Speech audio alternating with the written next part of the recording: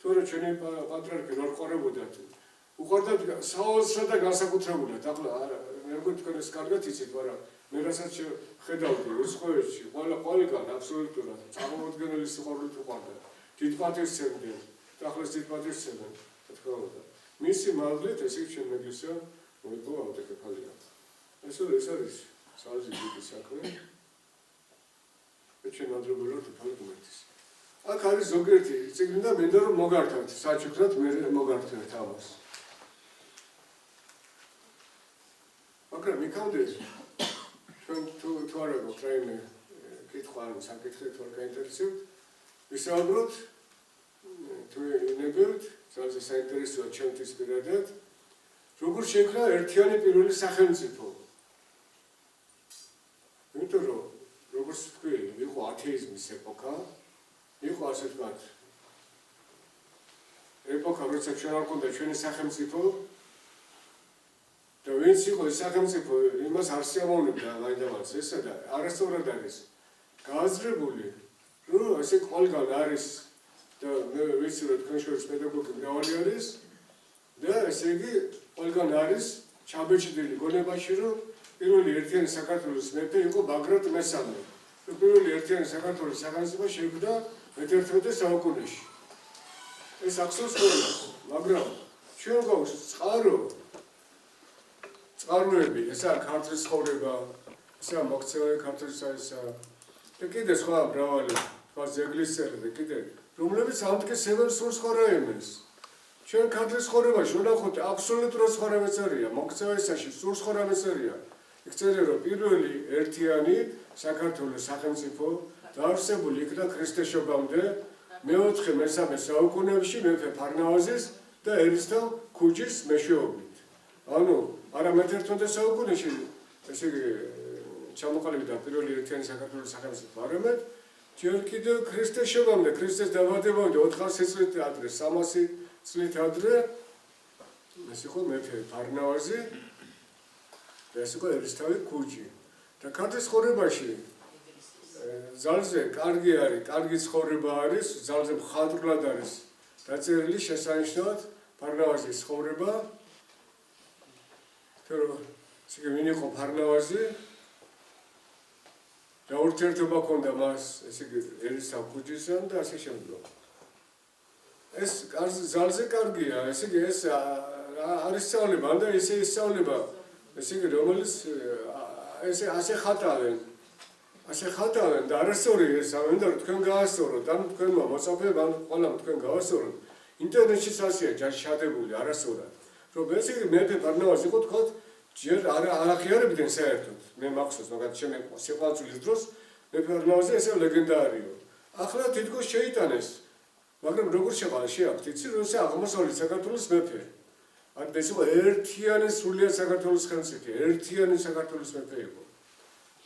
ესე იგი არა თუ ფარნავაზი ვახტანგ გორგასალზეც კი ვახტანგ გამოდის ძალზე სერიოზული ნაშრომები, სერიოზული და წერია რომ ეს აღმოსავლეთ საქართველოს მეფე და თითქოს დასავლეთ საქართველოში იჯდა სულ თითქოს იყო სხვა სამეფო ეს არის არასწორი, იმიტომ ქართლის ცხოვრებაში დაღეჭილია, პირდაპირ არის მოცემული.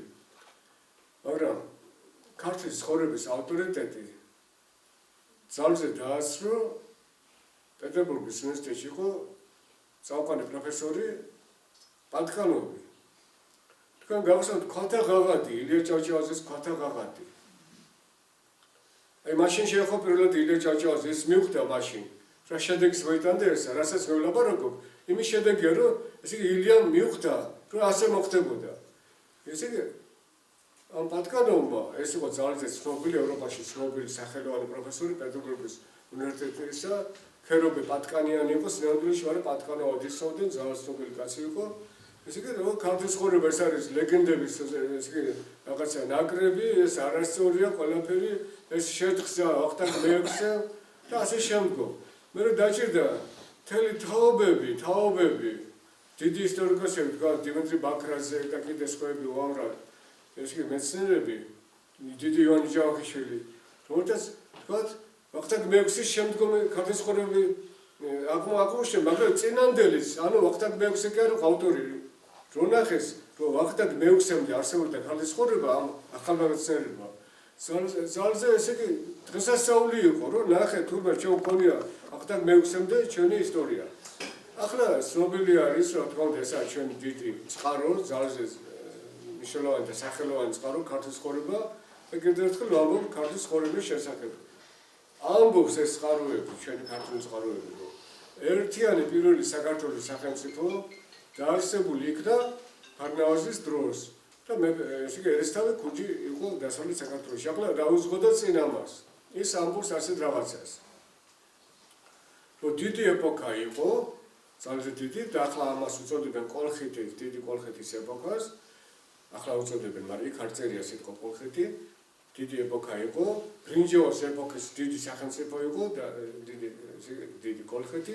ისიც მოიცავდა კოლხური კულტურის არტეფაქტები აღმოჩენილი, კოლხური ანუ ბრინჯაოს ნივთები და ადრე რკინის საუკუნისა აღმოჩენილია. მაგრამ არა მარტო დასავლეთ საქართველოში, არამედ აღმოსავლეთ საქართველოში, თქვა თბილისში, დიუღამში, გორში, ცხინვალში და კიდე სხვაგან ოდეში, აღმოსავლეთ საქართველო იყო შედავეთქოს კოლხური კულტურის ერთ-ერთი დიდი ბუდე, დიდი ცენტრი. ეს კოლხური კულტურა იყო ასე ერთიანი საქართველოს კულტურა, მთლიანი საქართველოს კულტურა.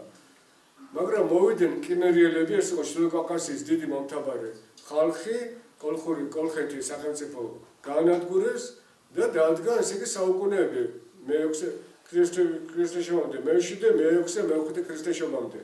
აი ამ საუკუნეებში ამბობს ქართლის ცხოვრება, ცხეთელი მამასახლისი იყო ძალის დიდი ავტორიტეტი, ჯერ მეფის წოდება არ ჰქონდა, მაგრამ მეფის ავტორიტეტს ცნობდნენ დასავლეთ საქართველოში.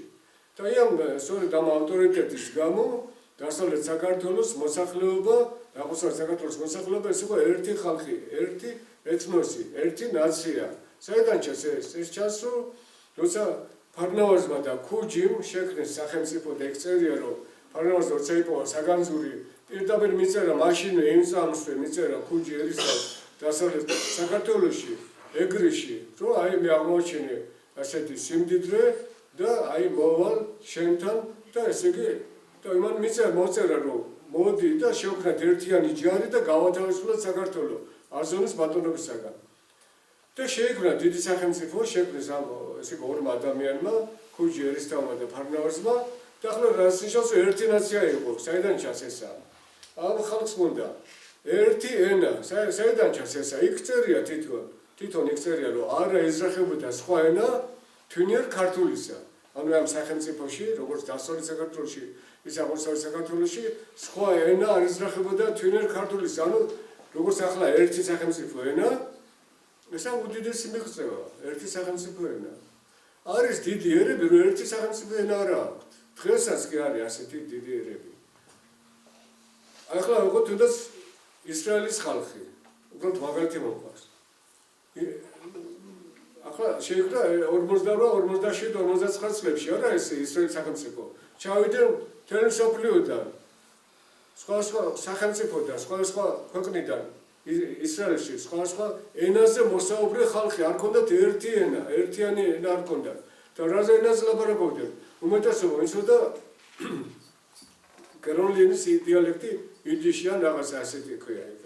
მაგრამ თქვენს აი ამ დიდმა ნაციამ, დიდმა ხალხმა, რომ ჩვენ ახლა არა გვაქვს ერთი ენა, ჩვენი საკუთარი ერთი ენა. და ახლა შექმნეს ერთი ენა, როგორ შექმნეს? გააცოცხლეს ძველი ენა, ძველი ებრაული ენა, გააცოცხლეს, აღადგინეს, ანუ ის რაც იყო წმინდა წერილის ბიბლიის ენა, რომელიც იყო მკვდარი ენა, გააცოცხლეს, ასწავლეს სკოლებში და ჩვენ თვალწინ ესა უდიდესი გმირობა. ანუ პირველად რაც დაისახეს მიზნად, ერთი ენა შექმნეს, ერთი ენა შექმნეს და ესე იგი ებრაელი დღეს ერთ ენაზე აქვს თავიანთი საკუთარი ენა, გააცოცხლეს. ხო და ჩვენმა წინაპრებმა შექმნეს ეს ერთი სახელმწიფო ენა, ეს ერთი ენა იყო, რისი ენა? ასევე იყო კულტსახურების ენა, ანუ ღვთისადიდებელი ენა, ეს იყო ურთიერთობის ენა, ადმინისტრაციის ენა იყო, კულტურის ენა იყო. ანუ ეს ერთი ენა, ესა ჩვენი დიდი საგანძური, რომელსაც უნდა გავუფრთხილდეთ. ანუ თუ ესე იგი ვინმე იტყვის დღეს რომ აი ჩვენ რაღაც დიალექტზე და კუთხურ ენაზე რაღაც უნდა შევქნათ, უნდა ვთქვათ, რომ ჩვენ აი გვაქვს ჩვენი სალიტერატურო ენა, რომელსაც ნატრულობს ხალხები და არა აქვს ხალხები და დღეს ქმნიან არის ბევრი ერი, რომელსაც დღეს არ აქვს ერთი ენა და ჩვენაცნობებმა შეგვიძლია 2300-2400 წლის წინ ერთი ენა, ეს დიდი სიმდიდრეა. მე მქონდა რა, ერთი მიწა-წყალი, ერთი ნაციის ერთი ენა, ერთი ტერიტორია. ანუ ეს საქართველოს შავი ზღვიდან მოყოლებული ვიდრე თქვა რა არაქსის შესართავამდე. იქ იყო ალბანეთის სახელმწიფო.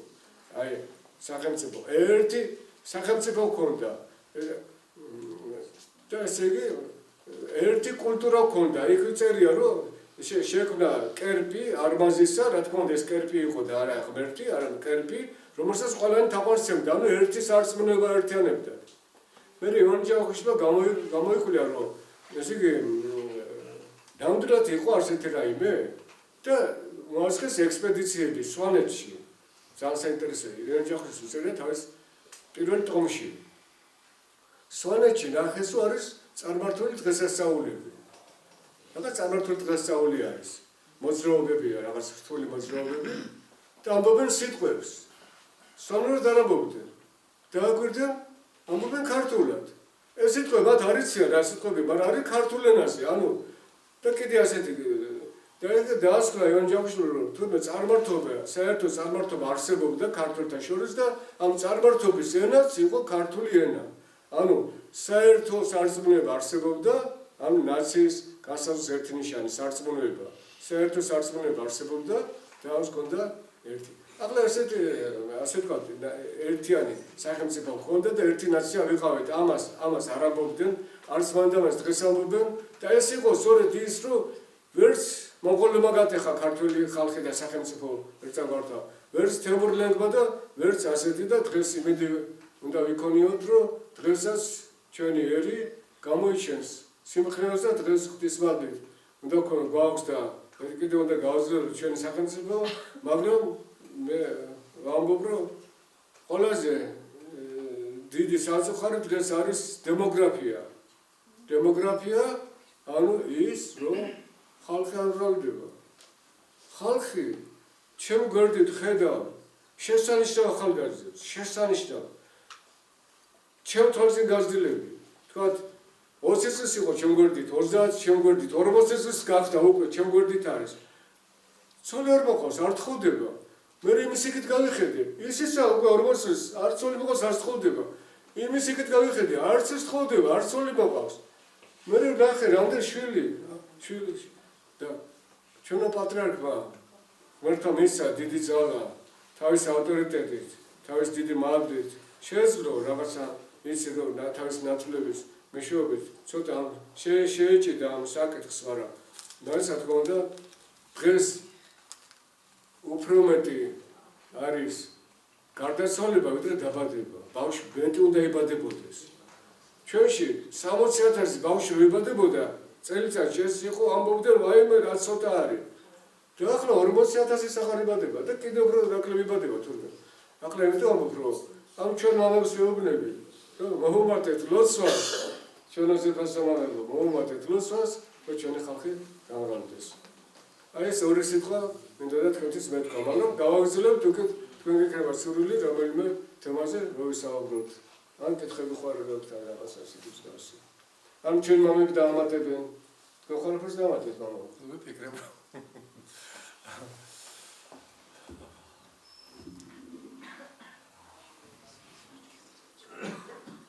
გავრცელებასთან დაკავშირებით რა შეტყვით? ხო, სუდი მდგომარეობა მაგ შემთხვევაში ჩვენ ბრევშიც სურვილი არ არის, ცით? არც ერთი მხარის, არც კაცის, არც ქალის სურვილი შიში პრობს იმისი, რომ რით ვარჩინო, როგორ შევინახო. ჩემი თავი, ცოლი, შვილები, ubinaoba და დემოგრაფიული მდგომარეობა ძალიან ძლიერი და სოციალური მდგომარეობა კი უარესი. იმიტომ რომ აი ეს არის პირველი საფიქრარი და ეს არის ნუ ვერც გაამტყურო, იცით? აი რომ მოიყოლოს ცოლი მაგალითად დაოჯახდა და ეწერა ჯვარი და ნუ კი შეგვიძლია ერთია, მაგრამ ფიზიკურად, მატერიალურად არ აქვს საშუალება რომ მოიკიდოს ფეხი იმ ოჯახში. ფირით არიან უმრავლესობა. აი თუ რაღაც გაცხოველებული მაგალითად ამ გამოთქვაზე რაღაც ისეთი აქვს რაღაც ჟირი ერთობა დაამყარონ და ესეთ გამართლებულებმა პილოტის წინაშე ჯობია იმ ნების დროს შეუღლდნენ ვიდრე მე სხვაზე იფიქრო და გამრავლდნენ ახალგაზრდობაში მაგრამ აი შიში მაინც დევმა ყველას აბსოლუტურად აი მიუხედავად არ შეიძლება მისი სოციალური მდგომარეობისა მაინც არსებობს შიში აი გარემოს შიში რომ აი დღეს კი მაქვს მაგრამ ხვალე მექნება ნახეთ და იმ წერია დღესაც არა წერია რომ არ შეგიშინდეს არაფერს და არავისი გეშოს მარტო უფალი ღმერთისაო ვისაც ეშინია ის არ არის კარგი ქრისტიანი კი შესაძლებელი მარტო ღმერთის უნდა ეშინოდეს ადამიანს არაფერს არ უნდა ეშინოდეს არც იმაგეს არ უნდა ეშინოდეს უცნაურობის შედეგია შიში აი შემდგომ პერიოდში ამაზე მეტი გაჭირვება არის. კი აბა რა თქმა უნდა დიახ დიდი მოთხოვნილება ახლა მეტი მოთხოვნილება არის ესე იგი აი მაგალითი არის აი აქ ჩვენ გვერდით ამ სადმე ნაკლი მოთხოვნილება ბავშვები ყავთ ჩვენზეც ვაცხოვრობ ჩვენზე მეტის არ საჭმელებს არც ბინავთ არც ასვენებს მაგრამ რამდენია ანუ დიდი ისა მაქვს მოთხოვნილება მე მგონი ესე იგი პროპაგანდა არის კარგი ცხოვრებისა მე მგონი არასწორია ესა კარგი ცხოვრებას რომ ერთმანეთს ეჯიბრებიან რომ ვინ უფრო კარგად ცხოვრობს ვინ უფრო კარგად არის ვესა უკეთესი დასასველი არცია ეს არასწორია არაჯანსაღია ეს პროპაგანდა ეს გინდაც ეს ტელევიზიის ასეთი ჩაჟინებული მუშაობა რომ აი ესე მეტისმეტა უნდა იყოს უბრალოებით ცხოვრების პროპაგანდა უბრალოებით აი ის რო არის მრავალშვილიანი ადამიანი იმის სიყვარული რასით ფუა რა სიყვარულია ურთიერთობის ბავშვებს შორის რა სიყვარულია რა სიტყვა არის რა დასასველი შეეძრება იმ სიყვარულს რომელიც იქ არის იმ ოჯახში მაგრამ მოთხოვნება დიდია მასვლის ხოლმე შეიძლება თქვენ საკმაოდ დიდი შრომები გაქვთ ისტორიულ ამბავშიც ესე იგი აკეთებული და უმეტესად თქვენი ღვაწლი შეიტიროს იმიტომ ჩვენთვის დიდი ამაგია ეს ყველაფერი და აი თუ არის რამე ისეთი ისტორიული მნიშვნელოვანი ფაქტები რაც თქვენ ნაშრომში გაქვთ მოძიებული მაგრამ დღეს სკოლაში პირობითად სხვანაირად ისწავლება აი როგორც თავიდან დაიწყეთ მაგალითად გარკვეული ფაქტები ცოტა კიდე მეტი რომ გაგვიმხილოთ თუ შეიძლება ისეთი ფაქტი რაც ჩვენ სხვანაირად ვიცოდით და დაუშვათ სხვა თვალით დაგვანახოთ რამე ისეთი თუ გაიხსენებთ ასეთი მდგომარეობა იყო რომ ესე იგი აი იმ სკოლა ვერ წახარავდი პატრონული სკოლა იმუშავა მაშინ და ჩვენ უდიდეს მეცნიერს რომელსაც უდიდეს ავტორიტეტს სიამდნენ დღესაც დაწერა რომ მოსიკულებს არ უყვარწია საქართველოში ეს ლეგენდაა არასწორია და წმინდანოს ლეგენდაა და ეს იყო ჩაჭედილი მე რომ მოვედი რა თქვენ ხო ბრძანეთ ხო და თითქოს ღიაკარია დღესა რომ მოციქულებმა ეღვაწა საქართველოში ამაზე ადვილი რა არის მაგრამ მაშინ ამას ლაპარაკია არ შეიძლებოდა აი მაგალითად მახსოვს რომ ერთადერთი ორგანო ჰქონდა კალენდარი მაშინ არის იმ დროს ლაპარაკობ ერთადერთი წიგნი არ გამოდიოდა მარტო საეკლესიო წიგნი ჰქონდა ეკლესიის კალენდარი ხო და იმის რედაქტორი იყო ერთი ისე მე საპატრიარქოში ხდება ესა ხო და იქ მარტო ისეცე რომ აი ჩვენი ეკლესია დაარსდა ამ წელს ესა ეს და მე ვუთხარი დაწერე რომ მოციქულებმა ეღვაწა საქართველოში ორი წელი სულს ორი სიტყვა და მეთქარი როგორი გაუნათლებელი არიან ქართველი მღვდლები ან ეს არის სამღვდლები რომ ისიც არიციან რომ ამან და ამtkისა რომ მოციქულებს არ უღვაწია საქართველოში და ეს ამას მეუბნება საპატრიარქოში ჟურნალის თავი იდეოლოგია ასე თქვა ასე რაღაც დიდი შრომა იყო საჭირო ესე იგი გაზეთებში იმაში წერდი მოსიყვარულს მოციქულებმა ასე მე წიგნებში არის წიგნები არის ხო და ახლა ეს არის ახლა სახელმწიფო დღესასწაულია ესე იგი ანდრია მოსიკულის შეუსწავლ არის უკვე დღე ასე მაგრამ ახლა მაგალითად ჩემი ეს არის საწუხარი არის რომ ეთქვა ჩვენ მაშინ ჩვენი ფიქრი მეგობრებო საქართველოს ეკლესიას ქონდა ავტოკეფალია აი ეს იყო თავარი ეს გადალახულია, მაგრამ წარმოიქმნა სხვა პრობლემა, არანაკლები ვიდრე ეს არის. დღეს არის გვეცლებიან იურისდიქციის საზღვრებს. ანუ სოფლიო კონსტანტინოპოლი, რუსეთი, ყველანი აღიარებენ, რომ ჩვენი ეკლესიის იურისდიქცია ვრცელდება აფხაზეთში, სამხრეთ ოსეთში, ყველგან მთელ საქართველოს მიწა-წყალზე ვრცელდება ჩვენი ეკლესიის იურისდიქცია და ეს არის უდავო. მაგრამ იქ გამოჩნდა, თქვა აფხაზეთში საეკლესიო სეპარატისტები, ძალზე დიდი ჯგუფი, ძალზე მეცნიერები, რომლებიც ითხოვენ აფხაზური ეკლესიის ავტოკეფალიას, ანუ ჩვენი ეკლესიიდან თავის ეკლესიის გაყვანას. ეს არის ჩვენი იურისდიქციის შემღალვა. ასევე გამოჩნდნენ ცხინვალშიც, რომელიც ამტკიცებენ, რომ ცხინვალი არის გული საქართველოსი, ქართლის გული, იბერიის გული, ისაც გონდელი ცხინვალი. არა, ამას ქართლი კარა ერქვა ალანიაო. და დაარსეს თვითონ ალანიის სამეტროპოლიტო და ესე იგი ამტკიცებენ მთელი მსოფლიო მაგათ უსმენს, მთელი მსოფლიო რუსულად, ისინი ხო რუსულად არიან განათლებულები. რუსულად წერენ, მოსკოვის ბევრი უჭერს ხარს და ესე იგი საოცია ინტერნეტი, საინტერნეტო სივრცე არის საოცია. ესე იგი მაგათ ამიტომაც ბევრი ძალიან ჩემი ბოლო ნაშრომები აქვს მე ძალზე ბევრი არის სწორს, მაგრამ არის საიტი აქ ხარ არის ის რომ გავხსნათ, არის საშუალება რაიმე აქა? კი, საიტი. რომ გავხსნათ, აი მე ვფიანანია ინფოქია და იქ არის ბევრი წიგნი არის, ძალზე ბევრი წიგნი არის, მათ შორის ბოლოს გამოცემული წიგნებიც არის და ამ თემაზე მუშაობ, იმიტომ რომ ჩვენი ეკლესიის იურისდიქციის დაცვა ისე მნიშვნელოვანი როგორც სახელმწიფო საზღვრის დაცვა. როგორც სახელმწიფო საზღვარს ჭირდება დაცვა, ასევე ჭირდება ეკლესიის იურისდიქციის დაცვა. ასე რომ თუ კი ძველად ავტოკეფალია იყო, ესე იგი ჩვენი მთავარი საზღვრები, დღეს მაგალითად ეს საკითხი ჩემთვის არაა საინტერესო. დღეს არის ჩვენი იურისდიქციის დაცვა. აი ეს უნდა დავიცოთ ჩვენი იურისდიქცია, ამ თემაზე მუშაობ. დიდი მადლობა რომ ჩამოგწანდით. საშუალება მომეცა რომ გვესაუბრა. იცით რა მაინტერესებს თქვენ ახსენეთ და ჩვენც ვიცოდით რომ ის ისრაელი იყო ებრაელების აღთქმული ქვეყანა, სადაც დაბრუნდნენ ისინი, მაგრამ აი ახლა ძალიან ხშირად იწერება სოციალურ ქსელში, რომ ის პალესტინის ტერიტორია იყო და იმიტო აქ ბრძოლები და იქნება ესე იგი, თქვენ მოხსენებათ, რომ ჩვენი მაცხოვარი როცა ტოვებს ქალაქს, იერუსალიმის ქალაქს,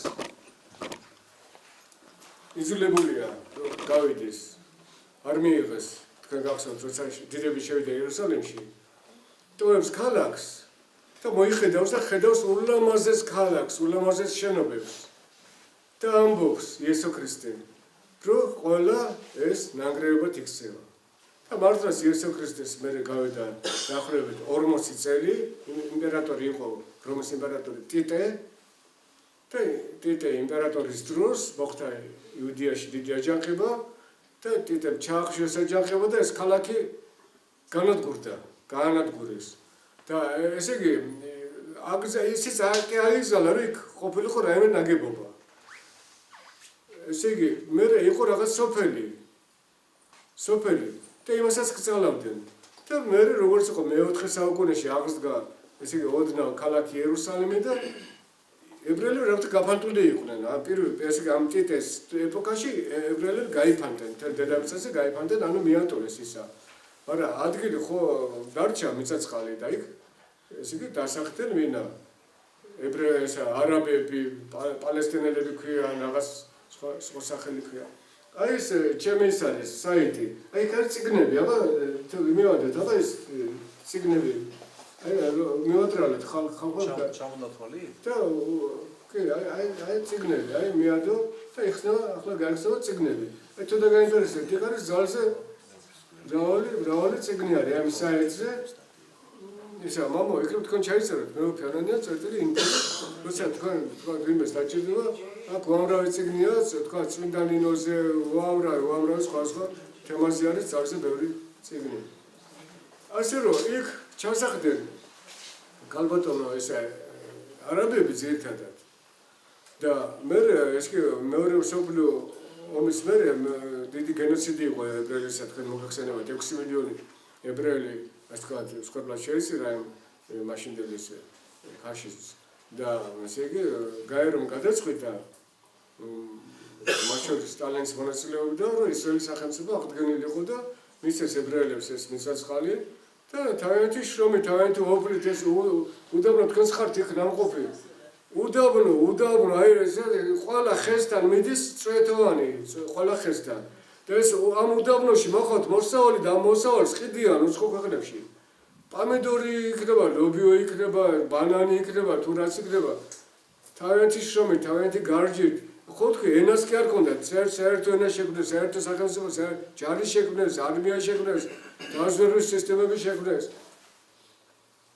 ახლა ვიყავი ბოლოს დიდი ბოდიში. ეს კაცი დისკული გადახვევა. ხო და ხედავ თქვათ, საღამოს, განსაკუთრებით შაბათ დღეს მიდიან ასე დაწყობილად. საბავშვო ეტლი ქვია, ხო? საბავშვო ეტლი, მიყავს მამაკაც, უკან მიყვება ქალი და იმის უკან კიდე აუცილებლად სამი ბავშვი. არ შეიძლება 4 ხშირზე ნაკლები ყავდეთ. ეს მითხრა ჩემი ჯგუფელი იყო თვითონ ებრაელი და მან მითხრა როცა თბილისში ჩამოვიდა, მაგრამ ჩემი თვალით ვნახე. ჩემი თვალით თქვენს რო ნახავთ, ამას უბრალოდ დაკვირვება ჭირდება. მიდიან სალოცავად, ასე მწყობრად, წინ ეტლი მიყავს მამაკაც, უკან ქალი მიყვება, ახლა ეს ქალი, რის თქმა უნდა, ვიცი რომ მდიდრები არიან, მაგრამ არის უბრალოდ ასასვლით, სულ უბრალოდ ასვიათ, სულ უბრალოდ ფეხსაცმელები აცვია, უბრალოდ ფეხსაცმელები, სამშელის როგორია, უკან მიყვება იმ ქალს და ერთი ბავშვი მას მიყვავს მამას. ესე 4-ზე ნაკლები შვილი არ შეიძლება ებრაელებს რო ყავდეს. დიახ, ებრაელებს ელაპარაკეთ. ასე თქვა, ხნე ენერგია როგორია იმაშია ოკეანეში, მუსულმანურ ოკეანეში. მაგრამ ამ გამრავლებით მე რომ ამბობ, ცოტანი იყვნენ. თუნდაც მრავლდებიან. და უდაბნოში იქნიან კიბუცი ქვია, პატარა სოფლებს. ესახლებიან. და ხნედ არიან. ჩვენს უნდა ვიყოთ. ხნედ. ასეთი ძალავა აქვს უფალო გორდო, თქვენი ლოსვით. თქვენ უნდა ილოსოთ. მოგებო. ხო ხალხს ძალა კონდეს და ენერგია. თქვენ შეეხეთ აბილონის საკითხს. და ბიტპიკის საკითხი რატომ არ მოგვარდა? ჩვენ ვართ როგორც ვიცი მე-9 ადგილზე, ხო? და ვიყავით მე-5-ზე. ჩვენი რიგითობითი ადგილი იყო მე-5 ადგილზე. რა შეუშალა ხელი, რატო შეშერდა ეს საკითხი? მოგახსენეთ. ესე იგი ჩვენ გვაქვს ჩვენი წყაროები და როგორც მამაობზანებს არის მე-5 ადგილზე. ერთ-ერთი მსოფლიო კრება ჩადარდა მე-5 ადგილზე ის და ჩვენი ესე იგი მეფის წარმომადგენელი მეტროპოლიტი. მაგრამ ამასობაში ეს ყველაფერი არის დამოკიდებული სახელმწიფოზე. ეს იყო მე-15 საუკუნეში. 15 საუკუნეში ყავდა ვინ არის?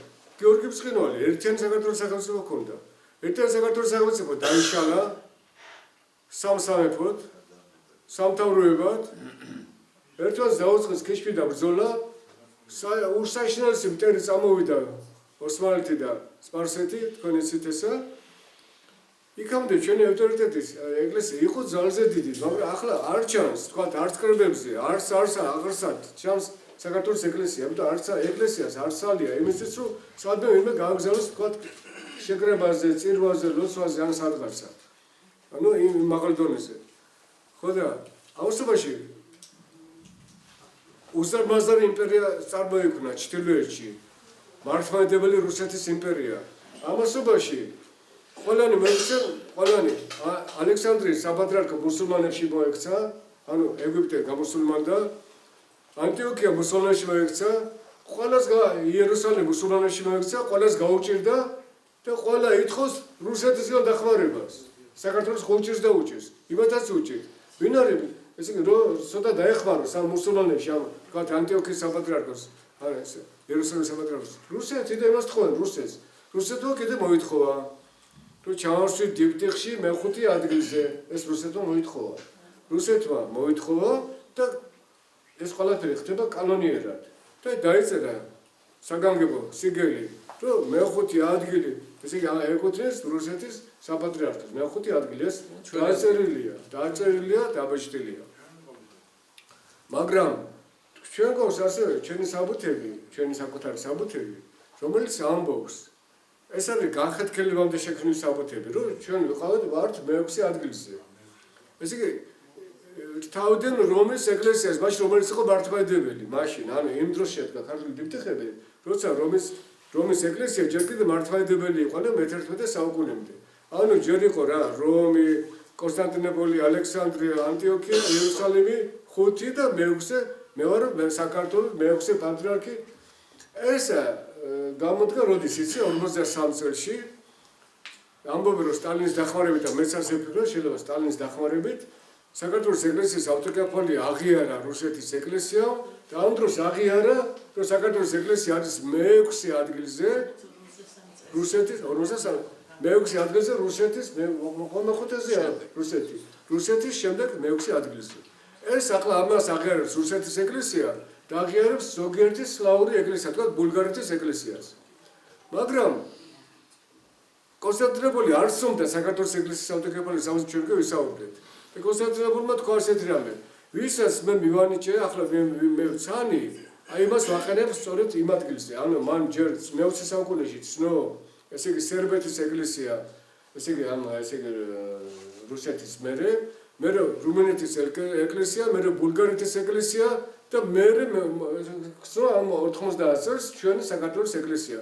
ის ამბობს რომ აი როგორც მე ვცანი ისე ვაყენებ ანუ ესე იგი კონსტანტინოპოლი გვაყენებს მე-9 ადგილზე ახლა რუსეთი გვაყენებს მე-6 ადგილზე მაგრამ გვეკუთვნის მე-5 ადგილი თურმე მაგრამ ის დაამთავრდა ისაა წარსული ახლა მე-6 ადგილზე თუ ესე იგი ასე თქვათ პირიქით უნდა თქვათ რომ მე-6 ადგილზე მაინც რო ვიყოთ იმიტომ რომ კონსტანტინოპოლი მე-9 ადგილზე გვაყენებს ისტორიული არასამართლიანობა ეს ამიტომ საჭიროა სახელმწიფო გაძლიერდეს ხალხი გამრავლდეს ყველაფერი დამოკიდებულია ამ ხალხის სიძლიერეზე ნაციის სიძლიერეზე არის დამოკიდებული ყველაფერი რუსეთი გახდა ბესპრეზიდენტში პრეზიდენტი და საქართველოს საუკუნეა როგორ მოხდა აშკარად ეს დაფარული არ არის აშკარაა მისი შეცვლილი მაგრამ ძალას ვერერები დიძალას მოკლედ მე ვფიქრობ კითხები კიდე გეკრებათ ხო თუ როგორ არის საქმე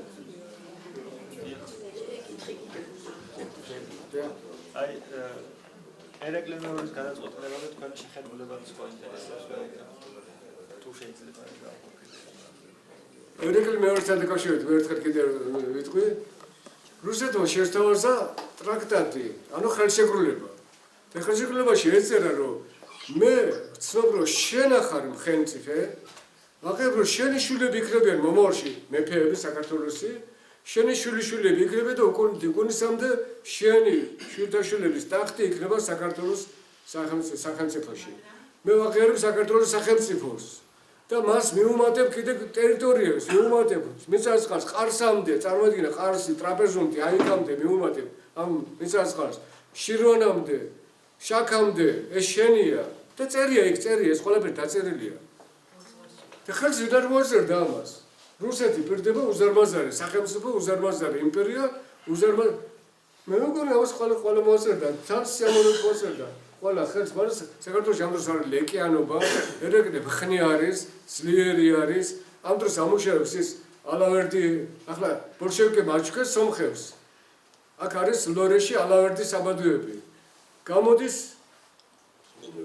სპილენძი ოქრო და ვერცხლი აღადგინა ერეკლე მე საბადოები მოიყვანა საგანგებოდ ჩამოიყვანა იგი მადნის მუშები ბერძნები ჩამოიყვანა ანატოლიიდან და გამოდიოდა ესე დიდი რაოდენობით სპილენძი ოქრო ვერცხლი და სხვა შორის პირველი ოქროთი ჩამოასხეს ბარძიმის სვეტიცხოვლისთვის ძალზე დიდი ესე ბარძიმი იყო სვეტიცხოვლში ასე ერეკლეს ქონდა ესე სახელმწიფო იყო ეს იყო ძლიერი სახელმწიფო კავკასიაში ამის გარდა სხვა სახელმწიფო ადგილობრივ ხალხს არ ქონდა ეს იყო ჩვენი ქართული სახელმწიფო სხვა ხალხები ყველა არ მოსულები იყვნენ სახანოები იყო ხვის ქვეშ სხვა სპარსეთის ქვეშ ვიღაცის ქვეშ მაგრამ ეს იყო სუვერენული სახელმწიფო საქართველო იყო სუვერენული სახელმწიფო საკმაოდ დიდარი მაგრამ აწუხებდა რა ლეკიანობა აწუხებდა ძალზე ლეკიანობა იყო ძალზე შემაწუხებელი რატო იმიტომ რომ ჩვენი ჯარი სადღაც თქვა იბრძოდა რაღაც ფრონტზე სოფელში კაცი აღარ იყო მეომარი არ იყო ამის სარგებლობდნენ ეს ლეკები კავკასიელები ეს ჩეჩნები დაღესტნელები და პატარ-პატარა ჯგუფების სახით ეს ხმოდნენ სოფლებს დაუცველ ოჯახში შედიოდნენ იტაცებდნენ პატარა ბავშვებს ქალებს ყიდიდნენ ჩრდილო კავკასიაში გადაყავდა საქართველოს ყველაფერი კარგად იცით. და უნდა რომ იქიდან მოსულიყო ეს რუსებს იქ შეექმნათ ციხესიმაგრეები გროზნი და მაშინ რუსებმა ააშენეს გროზნი. ეს რუსული სახელი იყო, ციხესიმაგრე რუსული ბოდიშკამ. ციხესიმაგრე. რომ იქიდან დაღესტანის იქით წაიღო თავის ძალები და არაკეთ არ წამოეღო. ერეკლე იყო ძალიან ჭკვიანი და ბრძენი პოლიტიკოსი.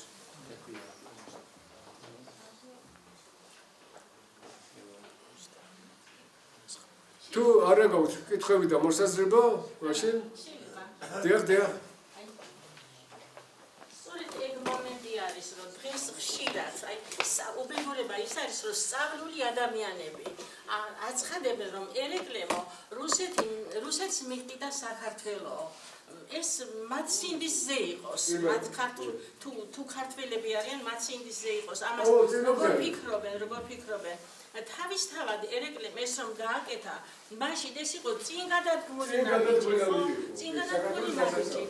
ეს რომ არ ყოფილიყო, ამასიის ზავის შედეგად 1545 წელს რომ დაიდო, ზავი სპარსეთსა და თურქეთს შორის მათ გაიყვეს საქართველო. ჯავახიშვილიც აღნიშნავდა, ივანე ჯავახიშვილი, რუსეთიდან სპარსეთმა და თურქეთმა ჯერ მოუკლავი, ჯერ ცოცხალი დათვის ტყავი გაინაწილესო და მე-18 და მე-19 საუკუნემდე და დღემდეც თურქეთი და სპარსეთს ის ზავი მეაჩნიათ არსებითად მეაჩნიათ. ბევრი ამტყურებს დღევანდელი მდგომარეობიდან იცით განწყარებული ქართველი ამბობს ამას. რუსეთს რომ არ ჩვენ ერეკლემ რა იცოდა თუ რუსი ასეთი გათავსილებული იქნებოდა ბოდის იხტებაზე. მეკობას გავიუქმეს და სახელმწიფო წაგვარდეს ბოდის გეორგიევსკის ტრაქტატის შემდეგ იმაზე როგორ შევაფასებ სხვარი იმაზე უარესი და კატასტროფული უპირობები და თურქეთის მიერ დადებული ხელისუფლება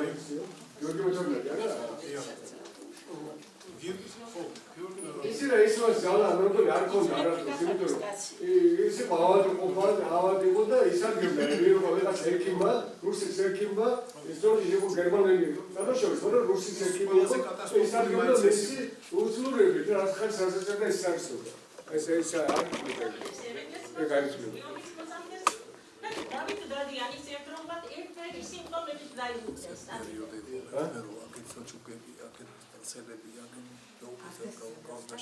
მაშინ გაკურთხევთ, დაგლოცავთ, თუ შეიძლება თქვენი ნებართვით, თიშობელო ქალწულო.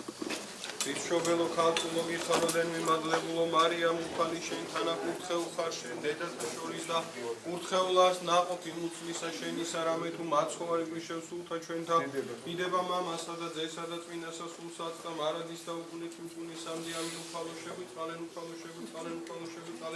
სახელითა უფლისათა მაღალყოლო სამდანო ესომეოხეობა ჩვენთან გარს ღმერთი მისითა მადლით და გასაყვარებით ხოვდადვი და მარადის და უგუნით მწუნისამდე ამინ. დიდი მადლობა და პირადად მოგართვეთ ამ წიგნს თუნებას მომცემთ და დაგლოცოთ პირდად პრესში თქვენ ხოცა დაგლოცოთ დიდი მადლობა რომ მოგზავნეთ დიდი მადლობა ძალზე გამახსოვს მოგართვეთ შეიძლება წიგნს მოგართვეთ დაგლოცოთ დიდი მადლობა მოგზავნეთ დიდი მადლობა